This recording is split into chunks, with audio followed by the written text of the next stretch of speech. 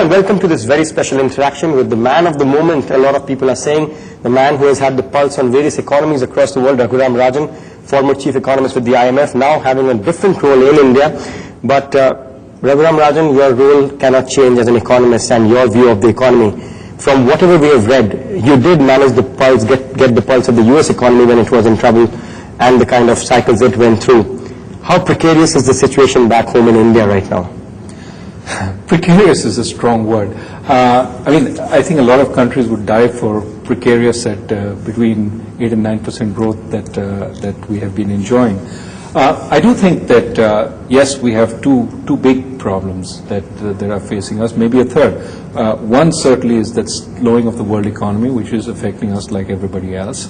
The second is inflation, and I think of the two, inflation is the more immediate, larger problem, and we do face this. We do have a central bank which is trying to deal with it, and it may mean higher interest rates. Right now we have negative real interest rates, and certainly that doesn't suggest that monetary policy is particularly tight at this point. Are you trying to say that given the real interest rate situation, Indians need to really wake up to the actual economics and wonder whether they will be able to handle higher real interest rates? Well, I think that if you want to tackle inflation, if you think there is incipient inflation stemming from these commodity price increases, the feed-through, the pass-through that we've allowed over the last month or so, you have to try and curb the inflationary impact of those, right? I'm not talking about the direct impact which you have to absorb, but the second round, third round effects as it feeds into inflationary expectations and higher wages, higher prices of other goods. And I think our central bank, like every other central bank, has to be very vigilant. There are examples of countries which have already let inflation get out of the bag. Vietnam is now at 30% inflation. Argentina is between 20 and 30%. So that's not where we want to be, which is why the central bank, which is why the RBI has to be very vigilant.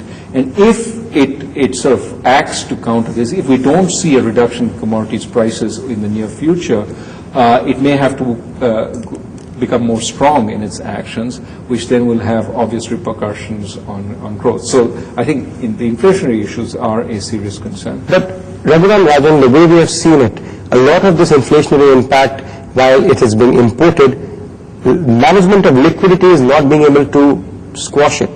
There is a problem of disconnect between the way true traditional monetary economics would have handled inflation through liquidity management, but right now we are importing inflation and there is very precious little you can do anything about it. You can't do anything about these supply shocks, right? You can't do anything about the commodities prices. They're sort of determined elsewhere and we have to bear them.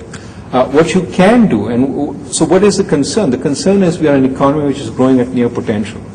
And if we are growing near potential and you have also these supply shocks, is it possible that at some point people look and see these price increases and say, well, maybe I have to add my little bit in it also, and you get prices rising much faster than from the direct supply shock. That's when you get the inflationary spiral, which led to the great inflation, for example, in industrial countries in the 70s. It was a supply shock which started it, but it was also the fact that monetary policy was excessively accommodative, which then created the upward spiral. There is a danger of that. I won't overemphasize that at this point, but I would say, yes, there's a supply shock, yes, there are inflationary pressures, but we are also growing at near potential. And this capacity for having spare capacity in the economy is very limited at this point. So all these things are a pretty volatile combination, and that's why we have to be particularly concerned about inflation. So on the one hand, while you're saying that excessive growth could be one of the reasons for feeding into inflation, on the other hand, you do admit that right now inflation management may not be a completely monetary phenomenon. Exactly. So the monetary aspect of it comes in the addition to what is being imported. We have to manage that. We have to make sure that there isn't an incremental amount of inflation added by the fact that demand is pretty close to supply at this point. There's very little excess capacity, and that we get a push.